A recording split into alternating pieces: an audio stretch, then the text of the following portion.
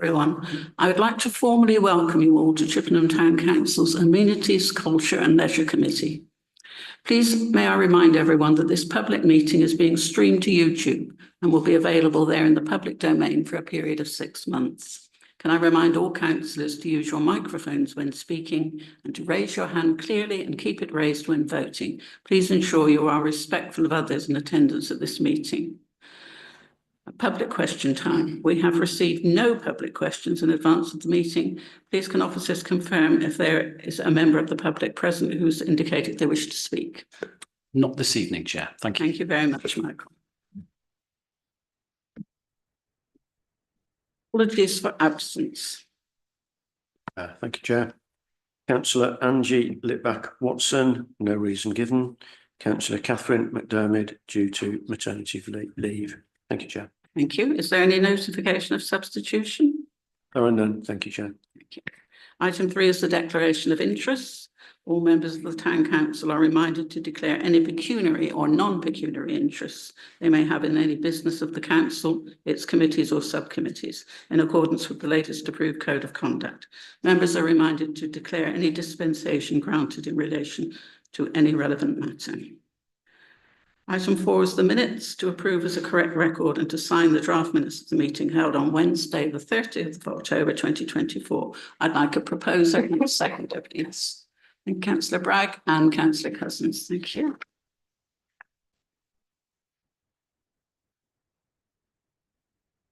Item 5 is Chair's announcements. I have one. Due to a technical issue, tonight's meeting will be live streamed via the Museum YouTube channel. Social media posts were released to the public prior to the meeting with the appropriate link. A recording of tonight's meeting will be placed on the Town Council's YouTube page in due course. We now start to consider the items, and item 6 is John Coles Park Historic Dog Area refurbishment. And we're going to consider the report from the Head of the Environmental Services regarding this matter. Thank you, Will. Thank you, Chair. So we all know the enclosed area is in the northwest corner of John Coles Park and is used mainly and only by dog owners for different uses. There exists some confusion about what the area should be used for. The fencing and the gates have become dilapidated and path entries become worn and uneven. A proposal was brought to the ACL meeting in September 2024 to remove the fence and encourage more wildlife and biodiversity in the area. Following a debate, it was resolved that we were to keep the historic dog area, and a further report would be brought back in regards of renovating the area, including all the fencing. So the proposals: in early 2025, the Sensory Garden fence is being replaced with 1 metre high bow top fencing. This is to keep the uniformity that includes the play area, splash pad and the fountain in John Coles Park. It is also proposed that the dog area is also replaced with the same 1 metre high bow top fencing to ensure that the continued uniformity of the fencing in John Coles Park. The current height of the fencing is 0.91 metres, so it will be slightly higher. It is also proposed that the gates are replaced with 1.2 wide ProSafe hydraulic self-closing gates. One will open inwards and the other outwards to ensure the area is inclusive for all users. It was also proposed to lift the 2 nose sections of concrete slab footpaths and relay on new base pads, allowing to increase the width of the top path to match the lower path. There is an opportunity at this time to rename the area. The current area is used differently by dog owners, therefore, to avoid onerous rules, it is proposed that the area is renamed as just the multi-use dog facility. There is some financial implications in this report. For the proposals laid out in 3.2, 3.3 and 3.4, an estimated quotation from a contractor dated the 26th of 11/24 is £17,152 to do all the work. There is currently no budget for these works within the 2025-2026 capital budget.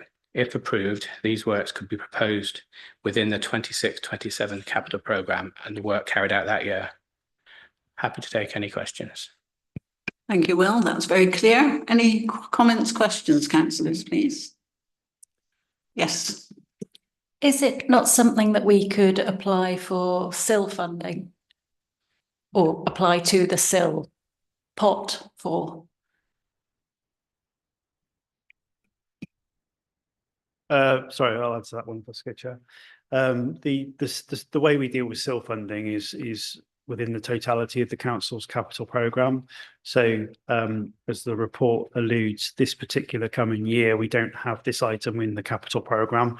It could be inserted into the 26-27 capital programme. And obviously, officers will make a decision whether or not the SIL is used to pay for the capital programme. This is something that would be classed as SILable, I believe. But again, we don't sort of make bids for SIL funding or anything like that. It's just dealt with as part of the totality of the council's capital budget. Okay, councillor Grant. I'm just a bit puzzled because not necessarily at the end of every meeting, but at the regularly in the I think either the planning committee or the main council meetings, we're periodically asked whether there are any ideas for ways in which we could use SIL funding. And it's just interesting that if that all has to be through the capital programme, then presumably there's only once a year an opportunity to actually determine what we use SIL funding for. Thank you, Chair. So I think that the meeting you're alluding to is full council. There's an item on every full council whereby councillors have the opportunity to suggest items that should be funded by SIL, but not our SIL, the 25% of SIL, sorry, 75% of SIL that Wiltshire Council retain. And that does happen in the past. I'm pretty sure that they wouldn't consider using their SIL to fund this, but Mr. Kirby is perfectly correct. The council has an agreed capital programme each year, which councillors approve, and that capital programme is funded from precept. It could be funded from SIL, could even be funded from borrowing if council wanted to borrow. So I think it's probably important that we look in terms of a capital programme rather than individual schemes. It may or may not be funded by SIL, if that makes sense. Okay, so in that case, I wasn't being specific because I didn't necessarily appreciate that there was a distinction, although I realise that there is a portion that we may retain and there is a portion that Wiltshire Council retains. Could we apply to Wiltshire Council for their portion of SIL funding? We could, but I 100% guarantee that they would say no, and it'd probably be just a waste of a postage stamp or an email. Thank you. Any more questions? Yes, councillor Basely. Thank you very much, Chair. And thank you very much for the report, Will. It's great to see this back on the agenda so quickly after such an outpouring from residents in support of retaining the dog area. I will be in support of the refurbishment and the funding for the 2026 budget. One thing that I did look at, though, I like the opportunity that we've got a chance to rename it. And I did think that multi-use dog facility was just a little bit dry. So I was racking my brain trying to come up with some kind of snappy acronym. So I'm going to share the best one that I came up with, which was Horticultural Outdoor Unit for Nervous Dogs, or HOUND. But I didn't think that was very good. So scrap that one. I'd agree. Yeah, I think most people would. But I was still thinking about it. And then a couple of days ago, something came to me that I thought was a little bit better. So I thought I'd share it with the council to see what their thoughts were. So retain multi-use dog facility, but instead have John Coles Bark multi-use dog facility. So I wondered if anyone thought it was. I would take advice on that. Yeah. Mr. Kirby, what do you think? You throw me straight under the bus with that one, doesn't it? Thank you, Councillor Allen. John Coles Bark multi-use dog facility. I think we could probably maybe play on the words, but I think we'd probably just stick with multi-use dog facility because it's just something that we would probably use on a sign. I think if we use the word John Coles Bark, then we'd potentially give the impression that we were renaming the park John Coles Bark. So I probably would stick with multi-use dog facility respectfully, if that's No, it's quite all right. Well, I wouldn't want to cause any confusion. So yeah, but thought I'd share that. But yeah, otherwise, thank you for the report, Will. It was worth a try. Right, anyway, yes, is this one going to be funny too? Thank you, Chair. Also very pleased to see this back on. It's was made very clear to us by the community that they very much wanted this to be retained.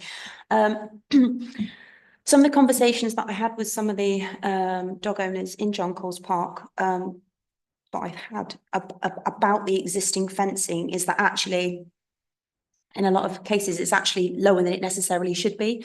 And I did a bit of research online. And it said that really fences for a dog should be around 6 foot tall or minimum of 1.5 meters. I don't know, obviously I imagine it would change the cost considerably, but I don't know if potentially making the fencing slightly taller, because a lot of dogs can jump higher than a meter. Maybe having something that is maybe a little bit taller than a meter might be more sensible, but it's just something that I thought I'd raise given the fact that some dogs can easily jump over a meter high. Thank you. Will. Yeah, thanks, Chair. So obviously, I've already mentioned the uniformity of the fencing.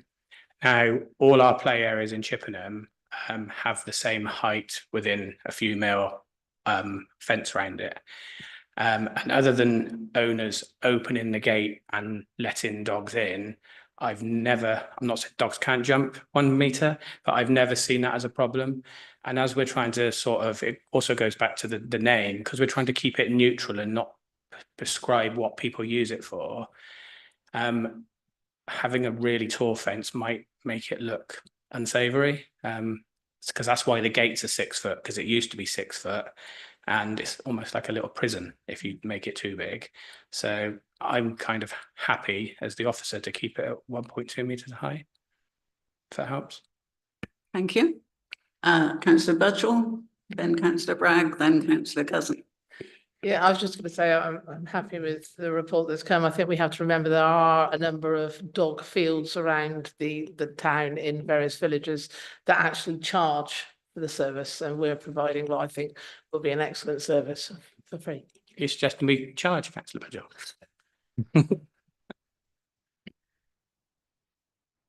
Councillor Bragg. Yeah, I had first of all, thank you very much, Will, for this report. Well, it's much welcomed by the residents of Chippenham, especially the dog owners. And I would be backing the sort of inclusion in the next year's budget. I have two suggestions or two comments that I'd like to make. One, should funding become available if we sort of get a new sports team up at the sort of sports facility, or we have a bonus sales in the Neild Hall, that we could make some of this funding available for this dog area ahead of that capital thing. That would be my first suggestion. And the second one, it might be that we could start like a GoFundMe page for the dog owners in the area who could maybe contribute to speed up the inclusion of the fencing there, and maybe run a contest for the best name. Those are some suggestions. Do you want to comment on that? Yeah, I think we're probably a bit larger than going for GoFundMe pages. I appreciate the sentiment. I think, there's quite clearly, not everybody owns a dog. And I think, but I think for the greater good of Chippenham and the sort of services we provide, I think, there is funds within the reserves to pay for this in terms of, the caps going forward 26-27. I think, I appreciate it may not be as quick as some people would like, but I think, as we blink of an eye, the year will go by, and then that fence will be being erected and improve the area. So I think I just prefer to keep it as a normal item on the capital programme if possible. Councillor Cousins. Thank you, Chair. It's good that we've got a dog thing back on the agenda, which is bringing in more comments than a lot of the things which we often have. Sort of an observation. It's funny that the words dog prison have been mentioned. It's been something which has been mentioned to me in the park. People call it the dog prison because it does look a little bit like that. But my question really is, if we officers' thoughts on this, if we delay by a year as being proposed, will it actually cause any issues by doing that? I mean, is the fence in a state that it's going to last a year? Can you reassure us of that? Because that's the only sort of concern I've got about what's been made. Currently the fence is sound. There is a few gaps underneath that the very, very small dogs might be able to dig out or whatever. We can keep an eye on those, but I wouldn't want it published that every time there's a hole, I'm going to go and fill it up. But we've walked around it, in its current state with how it's used and how often or not often it's used, it would still last 3 or 4 years. But it is just starting to look tatty. So it is, prudent to sort of plan now. Yeah, I think I like the idea of the uniformity of the park and of trying to keep it smart. And as long as there's no health and safety issues, I think to wait a year is fine. So are you happy if we go to the vote, councillors? Yeah, all those in favour of the recommendation, which is to support the refurbishment of the historic dog area, support naming the area multi-use dog facility, and support the inclusion of £20,000 within the 2026-27 budget bill to deliver the refurbishment project. I managed that in the end. Okay, thank you all very much. That's carried.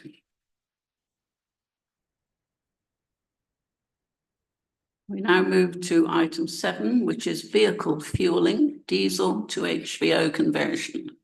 And that's you again, Will. Thank you. Thank you, Chair. So our current fleet is made up of electric vans, white diesel vans, and red diesel vans, which is gas oil. Where it is operationally and financially viable, Chippenham Town Council have been transitioning to electric vehicles, but obviously it's not as quick as we'd like for various reasons. The transition will take still a number of years to complete, as both the infrastructure, technology that's required to become operationally practical isn't quite there yet.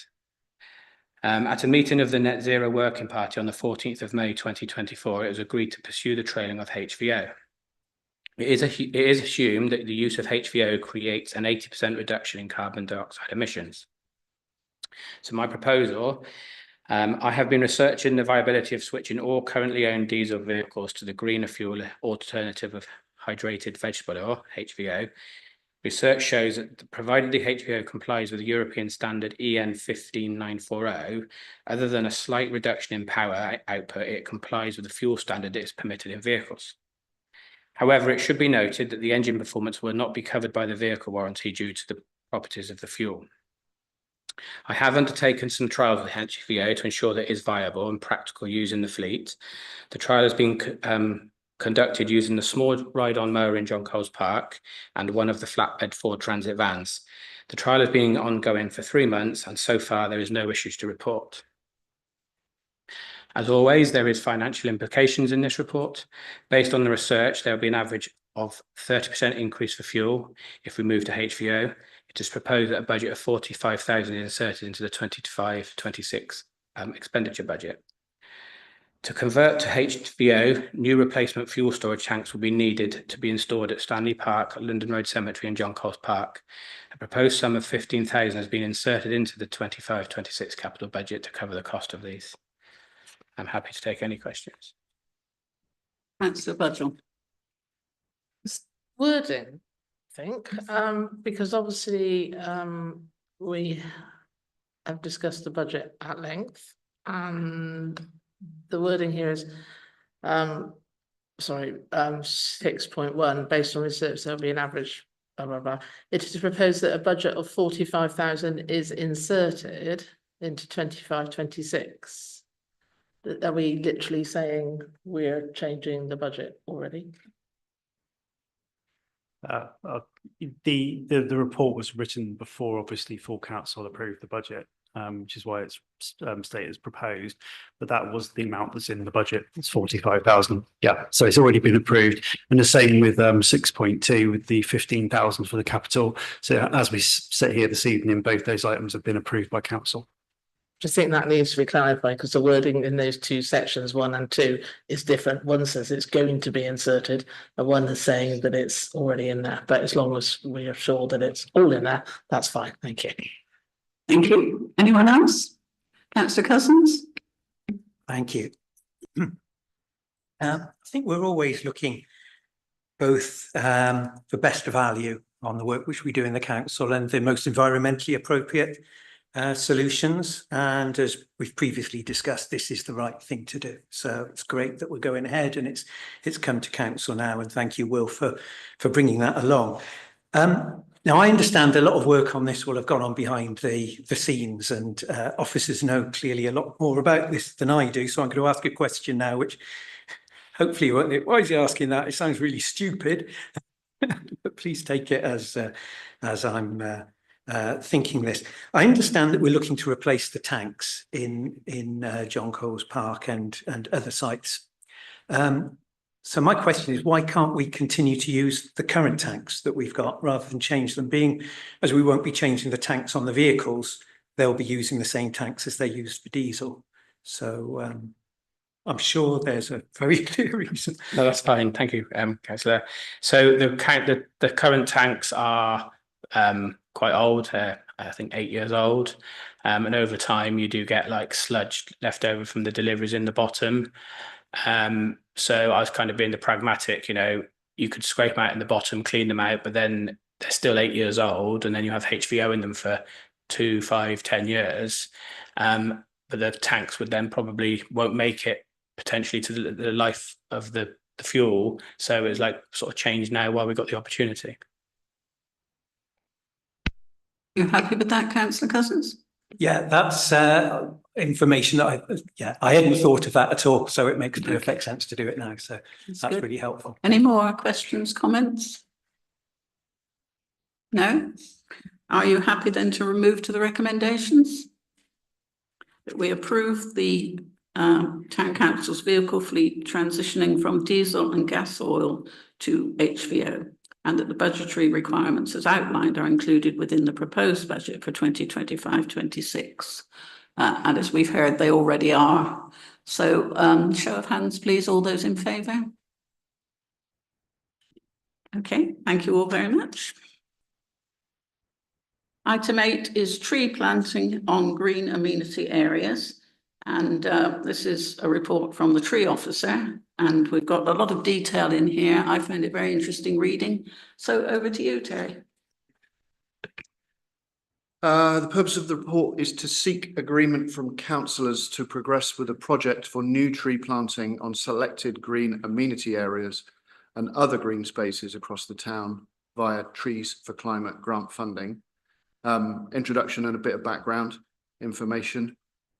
Wiltshire Council, in partnership with Swindon's Great Western Community Forest, are helping landowners and land managers to plan, deliver and manage woodland creation and tree planting schemes across the country.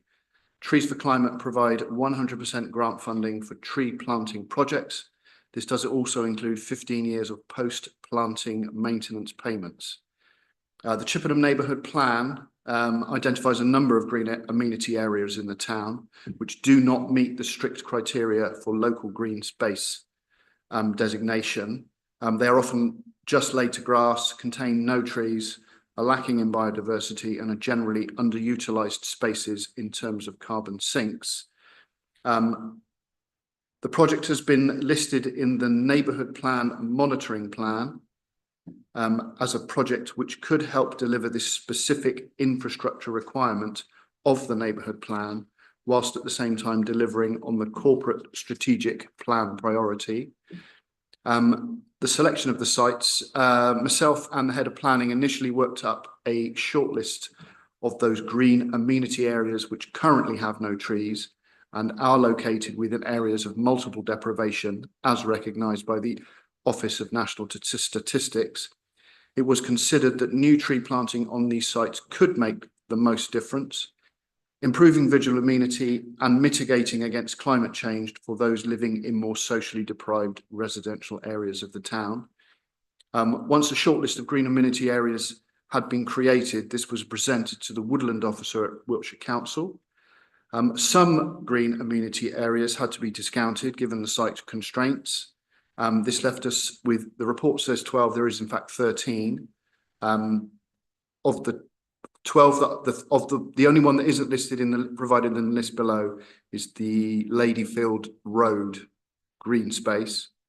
The tree officer, myself and Wiltshire Council's woodland officer selected appropriate and robust species We did take into consideration the existing recreational use of each site. As part of the project, there would be a short and focused consultation process, which we hope to start tomorrow. Chippenham Town Council and Wiltshire Council will work in partnership to disseminate the information within the project plan. In order to take advantage, there are unfortunately time constraints. In order to take advantage of the grant funding and make sure trees are planted within the recognised tree planting period for best chance of survival, trees will need to be planted before the end of March 25. So we haven't got an awful lot of time. My recommendation is that the councillors agree to the tree planting project and associated public consultation outlined in the report, and delegate to the Chief Executive the authority to progress the project in line with the details provided in this report and shown in Appendix A, including any minor amendments to the project that need to be made should any issues arise. Thank you. Thank you, Terry. So we've all got one in our wards, I think. So Councillor Alstrom. Thank you, Chair. I would like to declare a non-pecuniary interest in this one. I'm a resident and I live within the Sheldon ward. So this is as a resident of Chippenham. I'm also a member of the Queen's East residents panel. So this is a small area within Sheldon where the Community Connections project has been happening underneath Wiltshire Council. So the item with regards to Westcroft is one of the projects that the community, the residents panel and the whole area have been getting together to say that they would like improvements of. So the tree planting and the hedgerow planting there is something that the whole area has been asking for. The trees are great anyway. It's brilliant for wildlife and biodiversity. With regards to the dog owners in the area that walk there, it's an opportunity to increase more shade during the summer as well, because people that do have dogs, if they're going out in the sunshine, obviously it's not good for the animal.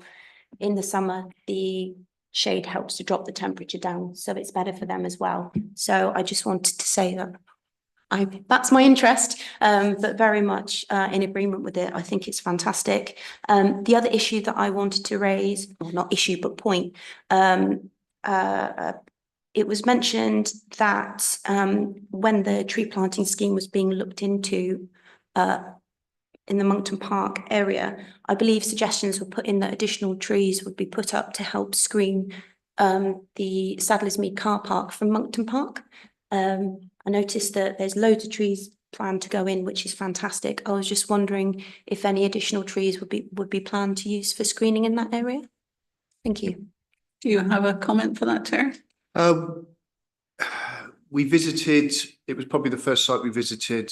Monkton Park is probably the only site in the town that has a management plan, a structured management plan. And my understanding was that that area was there were plans for it. I can't talk, I don't know what the specific plans were. Unfortunately, because of the presence of, there's a water pipe, there may even be two water pipes that go through the middle of it. There's also there are also underground power on one side of this space, and then there are also some smaller trees that have been planted. The primary reason for the primary driver for this project was to try and get trees in where there weren't trees already. The screening I wasn't aware of that. I wasn't aware that there was an anticipation that some screening would be provided until about 90 minutes ago. So, but moving forward from that, we could possibly consider planting some trees in there, but it wouldn't happen with this funding because of the restrictions. The grant funding is, I would say, probably overcautious when it comes to underground services, but there's nothing I can do to. There were unfortunately probably half a dozen areas in the town that we simply could not get trees in because of the presence of either underground or overground services. Now there may be further grant funding that may be able to deliver, but I don't have a crystal ball, and I'm not going to never say never.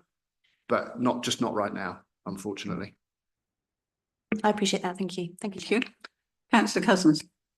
Thank you. I'll sort of follow on from what Councillor Armstrong had said about the planting and the choice and the areas. I think it's excellent that we've, the areas that have been selected will be really good.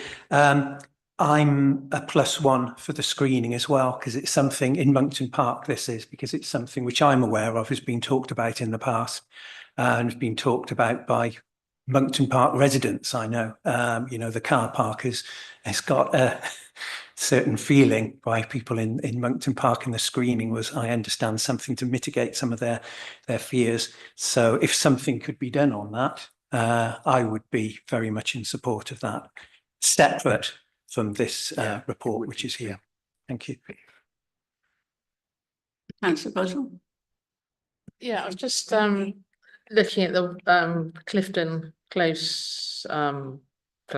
Clifton Close. I note that it, because I believe I'm not very good on Latin names of trees. I can do other names, but I believe that they're deciduous, the ones that are planned for there, because they're it says there's 16 planted 4 meters away from the path, and the spacing, that is quite a well-used path through there. And I'm just wondering, it's not going to cause too much work for Will's team if they've got to pick up leaves, is where I'm coming, and make the path dangerous, because leaves do float around.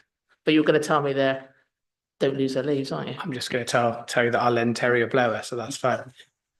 No, that's all fine. Me and Terry obviously work together on it, and of course there will be extra leaf litter, but we can manage that when the time comes. Councillor Bragg, then Councillor Basely. I very much welcome this report for extra trees, and it's a great idea to have more trees in Chippenham. Just thinking in my particular little ward down near Hunter's Moon. Now I realise the grass areas down there are fairly barren, but also owned by the developer, Blore Homes. Would it be possible to reach out to them to get them to maybe include themselves into the scheme and have one sort of unified tree planting scheme across the whole of Chippenham, including the areas we don't currently own?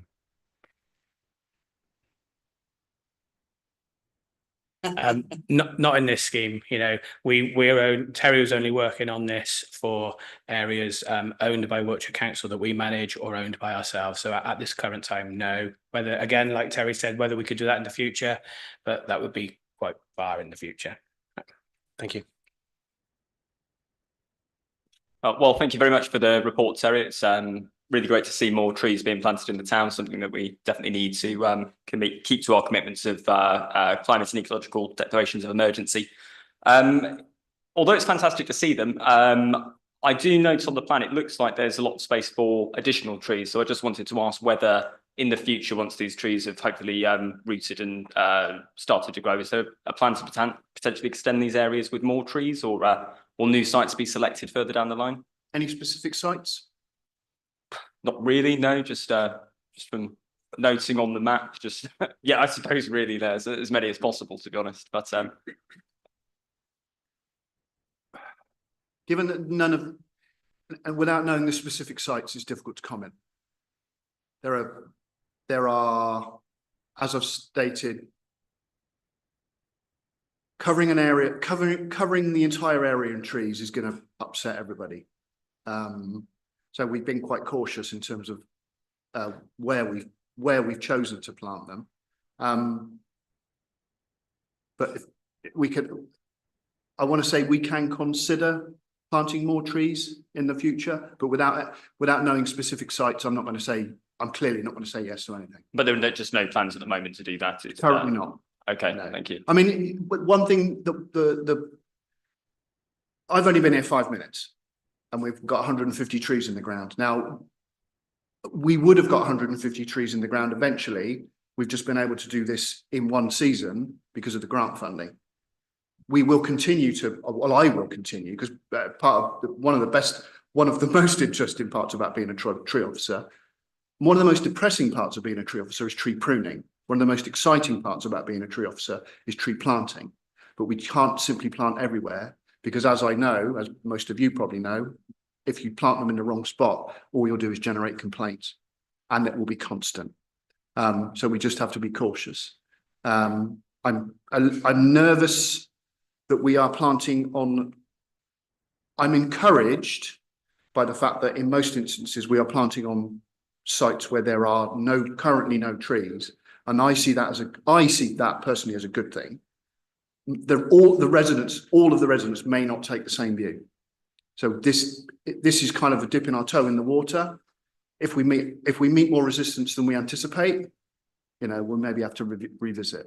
But at the moment, baby steps. Let's get these in. See how people receive them. If they don't like them, I don't know. I hope we don't have to take any out, but you get what I'm saying. Thank you. And if I may just ask a quick follow-up question to that as well. There are certain areas of the town that we're now leaving to grow wild in the summer so that meadows can sort of spring up. Are there perhaps plans to retain an area around where these trees are planted when they're of a suitable size to perhaps not mow, so that we can also encourage meadows to spring up? That's a question for my colleague. I may defer to you, Will. Off you go. Anything's possible. Like Terry said, we'll wait to see how the trees get on, see how it's received, because a lot of the areas are areas that are open, that, as soon as you plant a tree in there, everyone wants to play football in there, whatever. So I'm sure some of them can be developed into the wild areas. But as for the season that they're planted, no current plans. That doesn't mean that they won't do them in the future. Okay, thank you both. I think we have to remember that it is amenity land, and that means that lots of people want to use it. So I think this has been a very well thought out scheme and shouldn't cause too much problem for residents. But certainly we can't have a forest across Chippenham. Now I've got Councillor Grimes and then Councillor Budgell. Thank you. Just picking up on what Councillor Elstrom was saying and Councillor Cousins, and coming back to what Terry was saying about if there were to be a forward plan around planting trees, where would we put them? I just want to reiterate Monkton Park and the purpose of shielding this view of the car park. And I totally appreciate the concerns around underground infrastructure, but in the future, whether we could consider the potential for various guards that I understand are possible, subject obviously to funding that would allow it. Thank you. Just going to reiterate the point about amenity land, and Clifton Close comes to mind again. I mean, during the summer, there are a lot of people, a lot of children that play in those areas. So I think we do, as you've already said, but I would just reiterate the point that we do have to be mindful that people do those. I haven't checked the one in Ladyfield Road. I didn't get a chance to check the postcode on that one because I'm not sure which space that is, because there is normally quite a lot of football and running around going on in Ladyfield Road. So I think we just have to be very mindful of that. We have been mindful of that, but they've got ready-made goalposts now, so they'll be happy. So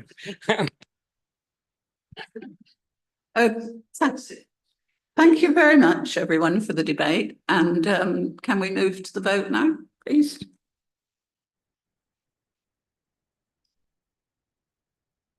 When I find it. Will has already read out the recommendation, I think, didn't you? Oh, sorry, Terry did. Yeah. No, it's all right. I usually do it, actually. I was glaring at you. I usually do it.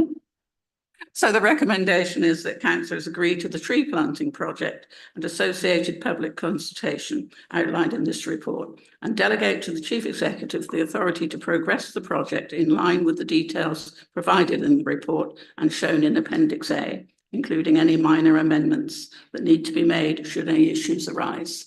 All those in favour, please. Thank you. Thank you, Terry.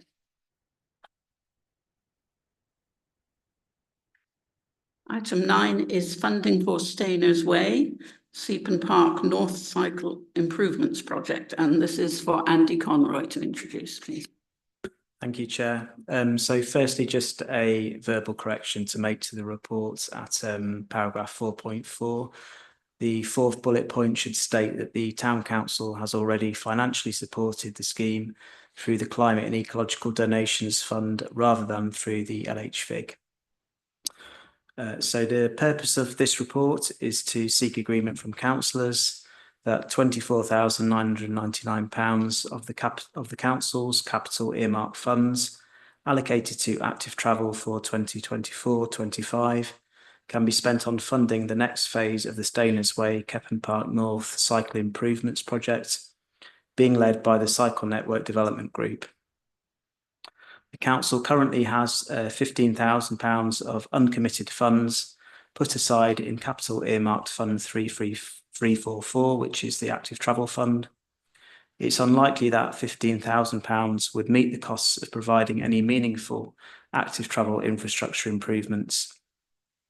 The council has an additional £11,167 of uncommitted funds put aside in capital earmarked Fund 334, which is the Public Projects Fund. Funds could be combined to maximise opportunities and provide a larger funding pot of approximately £25,000. The council have not been able to identify any projects on its own land that it could spend the approximately £25,000 on. It has therefore consulted with the Cycle Network Development Group to find out if there are any projects that the group are looking to deliver in the town where this amount of funding would be able to make a project happen. The group have advised that the money could be used as part of a multi-phase programme to improve the cycle network in and around Keppen Park North, which they are working on with Wiltshire Council's transport delivery and traffic engineering teams to deliver. They've advised that this project has the following key aims. So it would help to increase cycle to school rates, particularly at Harden Hewish and Sheldon schools. It would improve cycle links between Keppen Park North and the town centre, as well as other western suburbs, healthcare, retail and employment sites, notably Bumpers Farm. It would connect up fragmented parts of the town cycle network to create a coherent whole. It would link in with other cycle improvements, such as signalised crossings proposed as part of the A350 works at Bumpers Farm roundabout. It would make the network more visible and easier to navigate with improved path signage and wayfinding signage.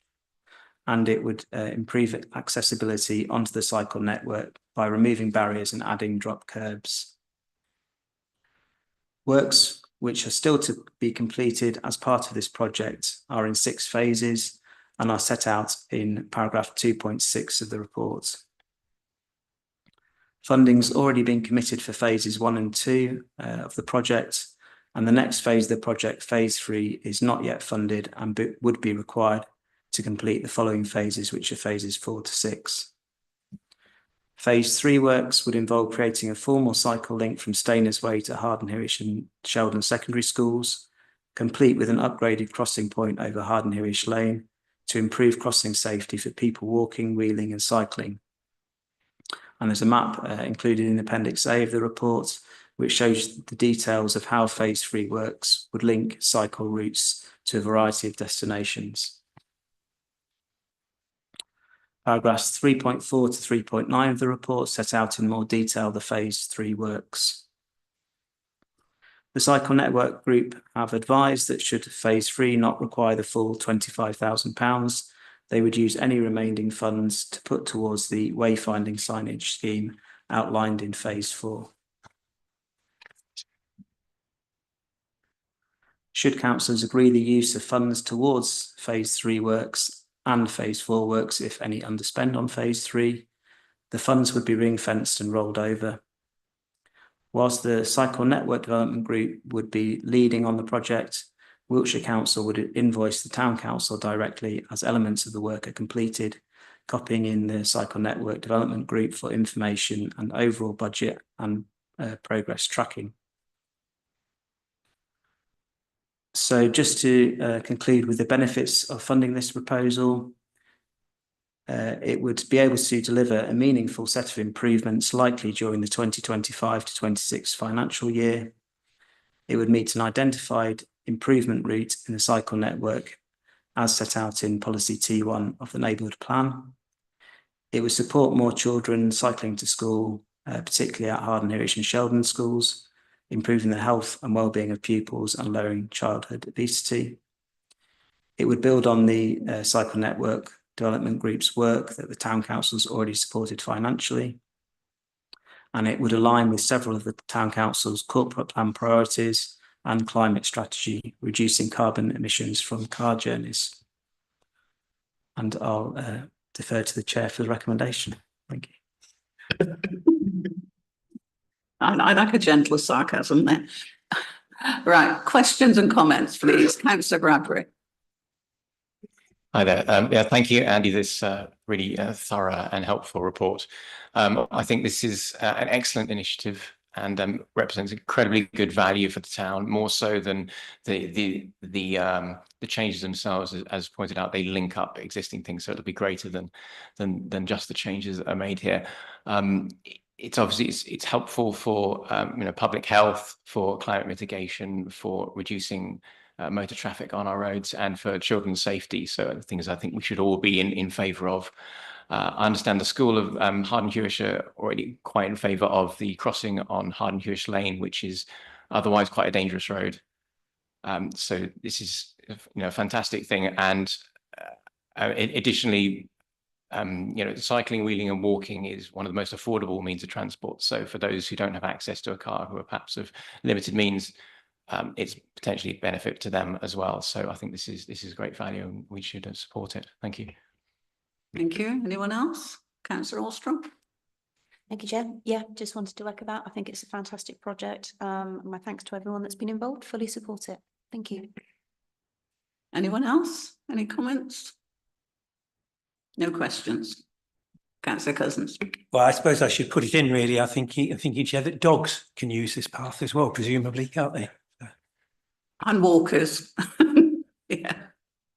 Yeah, certainly. All right, you're ready to go to the recommendation then.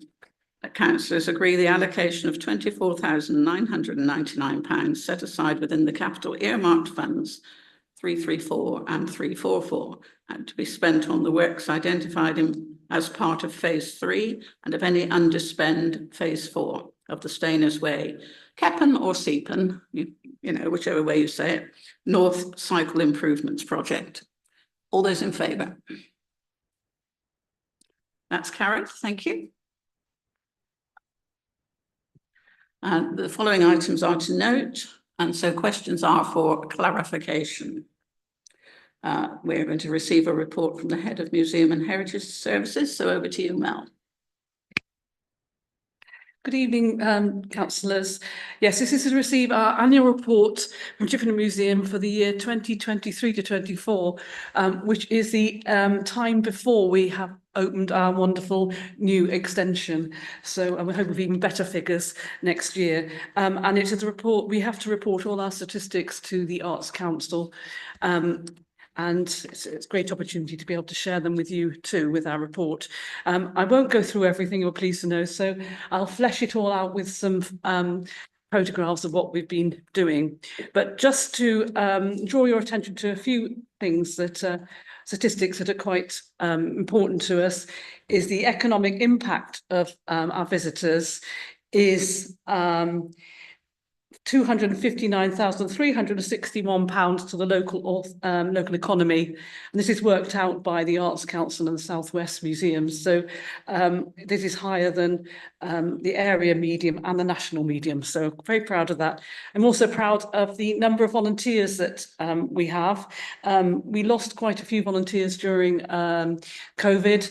And we're back up to 61 volunteers last year who help us in all sorts of ways, from running our discovery days to helping on the front desk and cataloguing our collections. So a couple of very proud figures we have there. So if I could I promise not to be too long, but I do like a few photographs.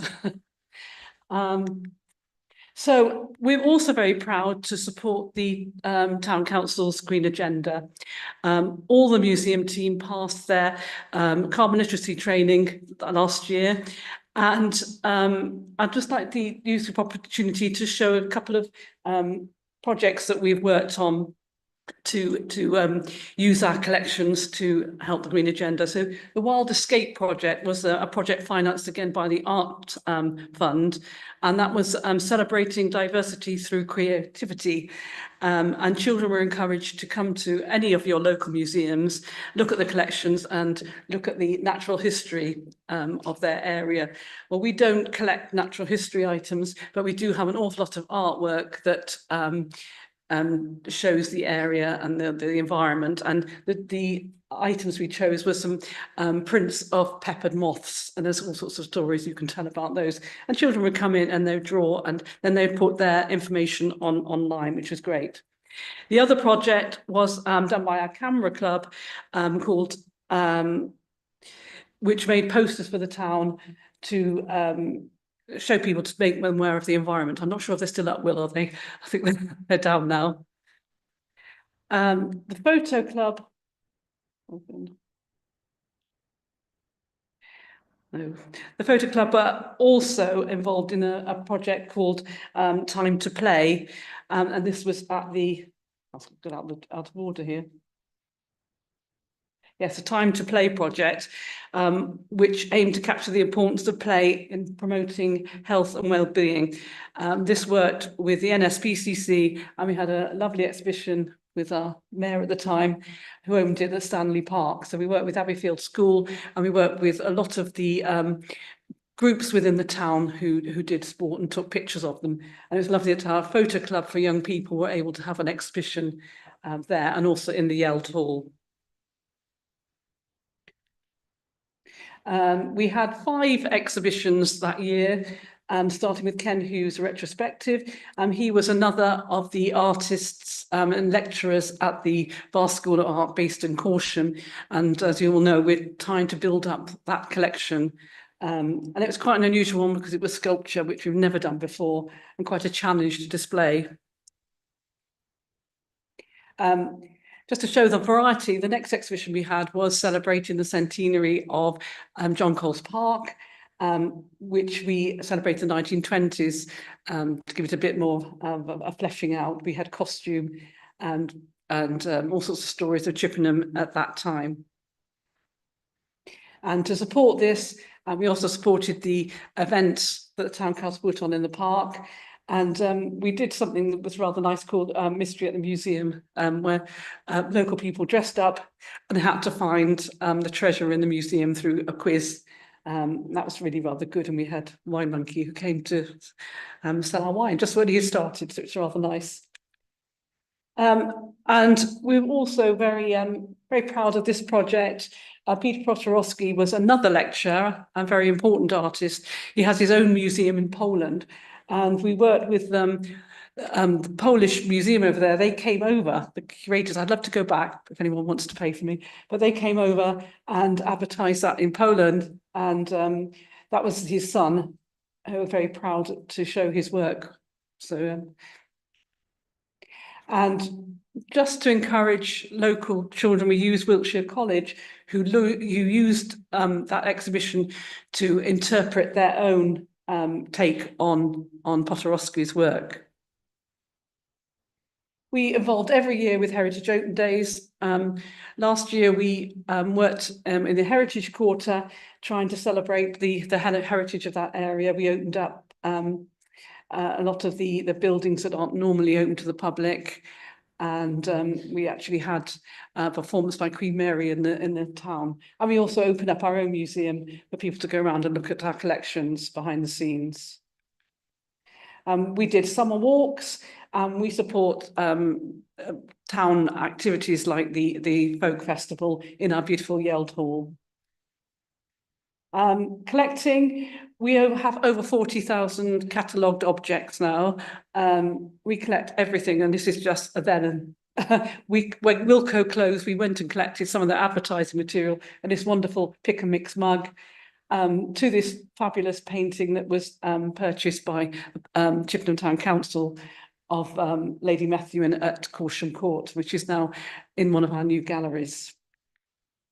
Again, another project that used the community. This was the Ukrainian project called Making Spaces, and we were working alongside a local artist to make a work of art with the help of the Ukrainian community. So they came in, we got an interpreter, and the artist interpreted their buildings from their town and buildings from our town and made a work of art.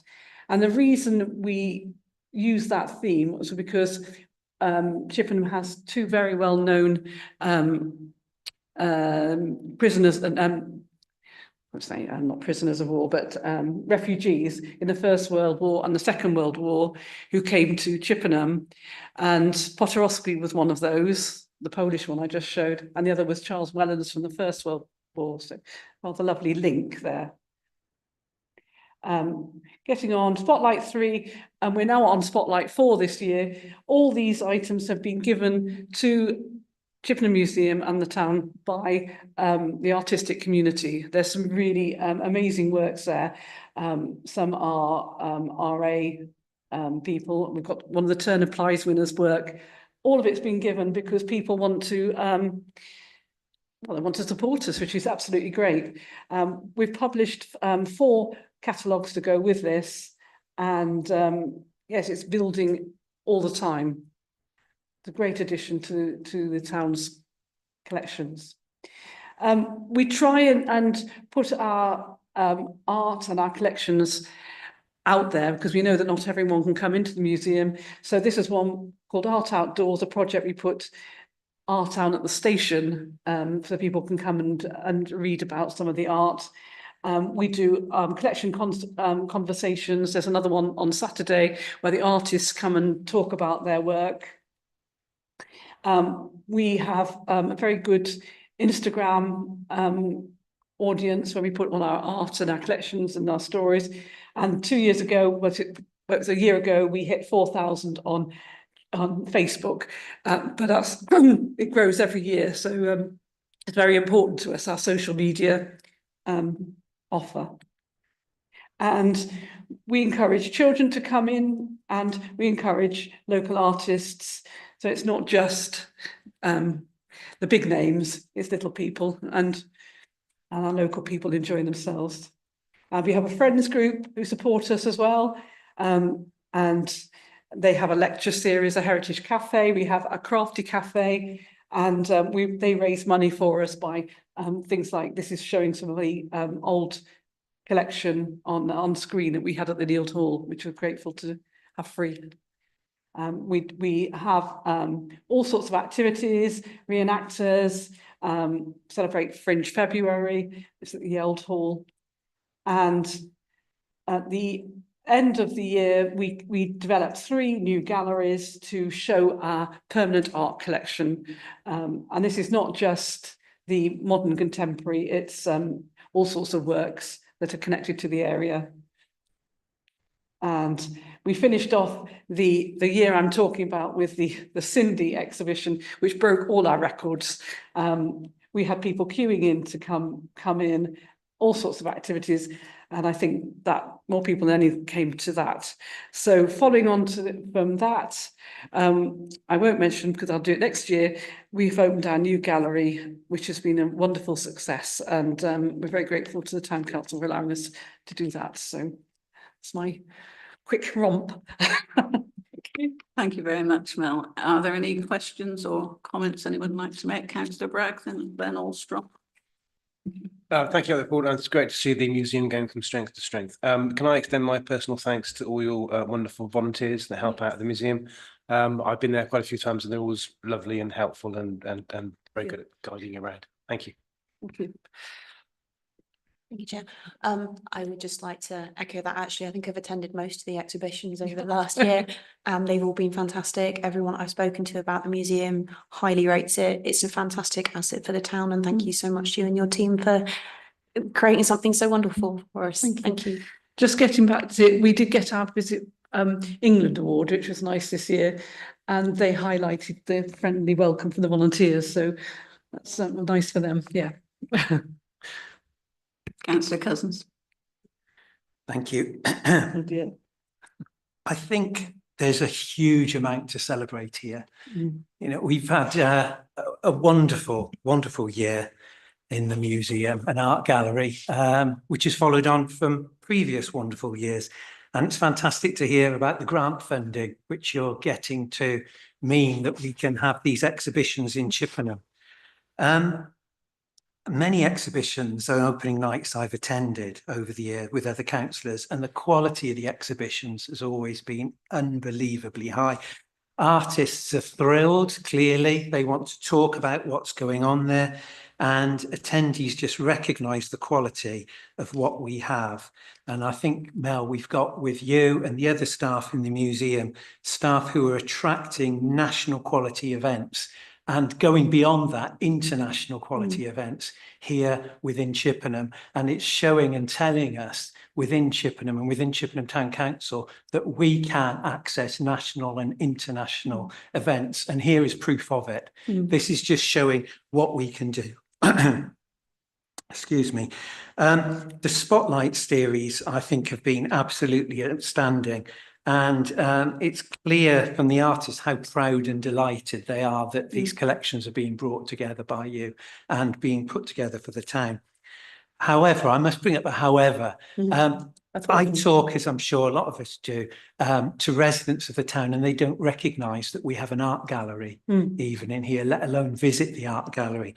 And I think it's an opportunity for us to think about how we can promote the art gallery more, even by putting it in the name, because the presentation tonight has been about the museum, but even by calling it museum and art gallery would make potentially enough difference to get more people to come in and see what amazing stuff which were going on.